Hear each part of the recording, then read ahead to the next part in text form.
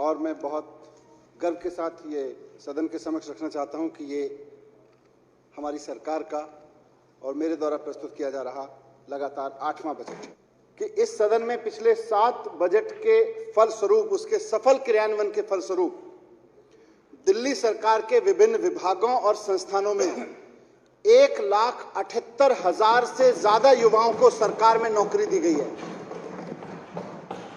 दिल्ली में 1,78,000 से ज्यादा युवाओं को सरकार में नौकरी दी गई है पिछले 7 साल में।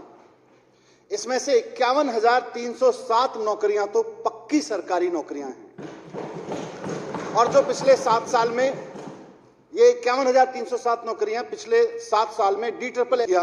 आज आपकी अनुमति से मैं इस सदन में अगले वित्त वर्ष के लिए रोजगार बजट प्रस्तुत कर रहा हूं।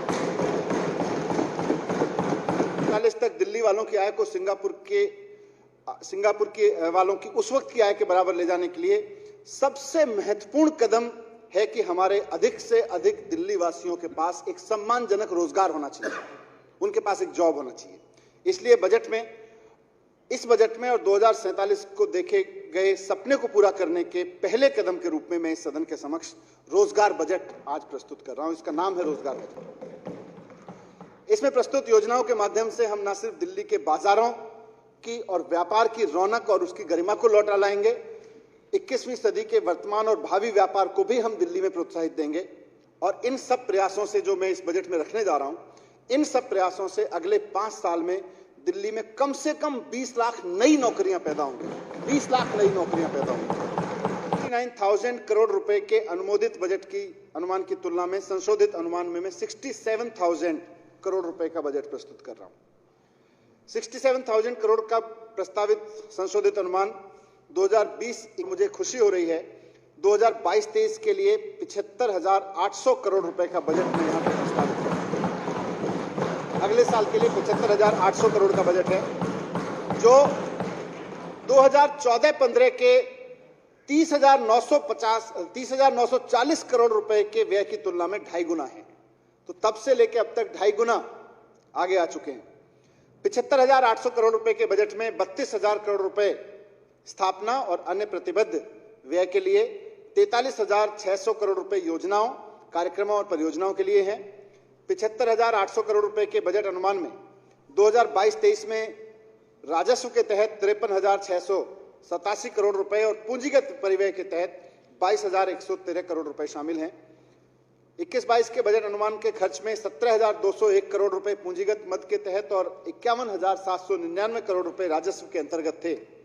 21-22 की तुलना में 22-23 में पूंजीगत बजट में 29% की वृद्धि हुई है, जबकि राजस्व व्यय में केवल 4% की वृद्धि हुई है। इससे समझ में आता है कि सरकार चलाने का और सरकार के काम के खर्चे में जो हमारी रेशो है वो बहुत अच्छी चल रही है। इसके अलावा 2022-23 में प्रस्तावित पूंजीगत परिव्यय 22,113 करोड़ रुपए है, जो 14-15 के 7,430 करोड़ रुपए के पूंजीगत व्यय से लगभग 3 गुना है। 2022-23 का प्रस्तावित बजट अनुमान 75,800 करोड़ रुपए, 21-22 के बजट अनुमान 69,000 करोड़ रुपए से 9.86% और संशोधित अनुमान से 13.13% अधिक है। वर्ष 2022-23 के लिए 75,800 करोड़ रुपए के प्रस्तावित बजट का वित्त पोषण 47,700 करोड़ रुपए राजस्व से आएंगे, 1,000 करोड़ रुपए गैर राजस्व से, 325 करोड़ रुपए हमेशा की तरह सेंट्रल गवर्नमेंट से, केंद्रीय करों में हिस्सेदारी से, 10,000 करोड़ रुपए लघु बचत ऋण से, 802 करोड़ रुपए पूंजीगत प्राप्तियों से, 10,000 करोड़ रुपए GST प्रतिपूर्ति से, 1,621 करोड़ रुपए प्रायोजित योजनाओं से, केंद्र प्रायोजित योजनाओं से और केवल 643 करोड़ रुपए भारत सरकार की अनुदान सहायता से और बाकी प्रारंभिक शेष ओपनिंग बैलेंस से आएगी। स्थानीय निकायों में वित्तीय सहयोग के बारे में अध्यक्ष महोदय, हमारी सरकार स्थानीय निकायों को 4,374 करोड़ रुपए।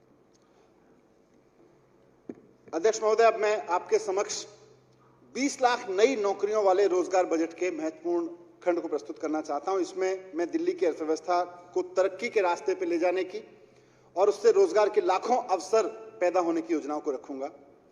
अर्थव्यवस्था अध्यक्ष महोदय, चाहे दिल्ली की हो या पूरे देश की, उसकी तरक्की का रास्ता अधिक से अधिक लोगों के हाथ में रोजगार देने से खुलता है। अगर दिल्ली के आंकड़ों को हम देखें तो हम पाते हैं कि दिल्ली की, ये महत्वपूर्ण एनालिसिस एक मैंने किया है इस बजट में रखने के लिए, जब मैं रोजगार बजट लेके आया हूं आपके पास। अगर दिल्ली के डेटा को हम देखें तो हम देखते हैं कि दिल्ली की 1,68,00,000 की आबादी में से केवल 55,87,000 लोगों के पास कोई रोजगार है। यानी हमारी दिल्ली में केवल 1/3 आबादी के हाथ में कोई रोजगार है। इस तरह हमारी 1/3 आबादी के ऊपर बाकी की 2/3 आबादी की जिंदगी चलाने का भी उसके कंधों पर जिम्मेदारी है। और दिल्ली के आंकड़ों की तुलना अगर हम लंदन, सिंगापुर, न्यूयॉर्क जैसे शहरों से करें तो हम देखते हैं कि लंदन की आबादी 90 लाख है, इसमें से 51,60,000 लोग रोजगार करते हैं। यानी लंदन में 58% लोगों के पास में रोजगार है, वहां की 58% आबादी के पास रोजगार है। न्यूयॉर्क की आबादी 88 लाख लोग हैं, उसमें से 46,25,000 लोगों के पास में, यानी कि करीब 52.6% आबादी के पास में न्यूयॉर्क में रोजगार है। सिंगापुर की आबादी आज 55 लाख है और इसमें से 36,43,000 लोगों के पास में रोजगार है, यानी कि 67% लोगों के पास रोजगार है। तो हम देखें तो लंदन में 58% लोगों के पास रोजगार है, न्यूयॉर्क में 52% से ज्यादा लोगों के पास रोजगार है, सिंगापुर में 67% लोगों के पास रोजगार है, दिल्ली में 33% लोगों के पास में रोजगार है। तो इसी से अर्थव्यवस्था को आगे खोलने का, इस डेटा को हम समझेंगे और कहां फंसी हुई है पर कैपिटा इनकम और इकोनॉमी, उसको समझेंगे तो इससे आगे बढ़ने का रास्ता हमको यहीं से समझ में आएगा। माननीय मुख्यमंत्री जी के नेतृत्व में हम दिल्ली की वर्किंग पॉपुलेशन का, वर्तमान में जो हमारी वर्किंग पॉपुलेशन 33% है वर्तमान में, इससे बढ़ा के अगले 5 साल में हमारा टारगेट है कि ये 45% तक चली जाए। हम कोई ड्रीम नहीं रख रहे कि अचानक ये 67% हो जाएगी, 68% हो जाएगी, धीरे धीरे होगी। तो मैं जो योजना इस बजट में लेके आया हूं, उससे हमारी पूरी योजना यह है कि अगले 5 साल में ये वर्किंग पॉपुलेशन 33% से बढ़ के 47% हो जाए, 45% हो जाए। यानी दिल्ली के कुल जो 1,68,00,000 लोग की आबादी है और इसमें से अभी 56 लाख लोग करीब अभी रोजगार करते हैं, हमारा मकसद है कि ये 56 लाख लोग जो रोजगार करते हैं उनकी संख्या 76 लाख हो जाए। इसलिए हमने 5 साल में 20 लाख नए जॉब क्रिएट करने का लक्ष्य रखा है। हम जानते हैं अध्यक्ष महोदय, ये लक्ष्य कठिन है, लेकिन केजरीवाल मॉडल ऑफ गवर्नेंस में मुश्किल नहीं है, नामुमकिन नहीं है। कठिन है लेकिन नामुमकिन नहीं है। हमारी सरकार ने जॉब क्रिएट करने के लिए प्रमुखता से निम्नलिखित क्षेत्रों को चुना है: रिटेल सेक्टर, फूड और beverages, logistic and supply chain, travel tourism, entertainment, construction, real estate और ग्रीन एनर्जी। ये सारे सेक्टर्स में नौकरियां पैदा करने का एक ही तरीका है कि दिल्ली के लोगों के जीवन स्तर में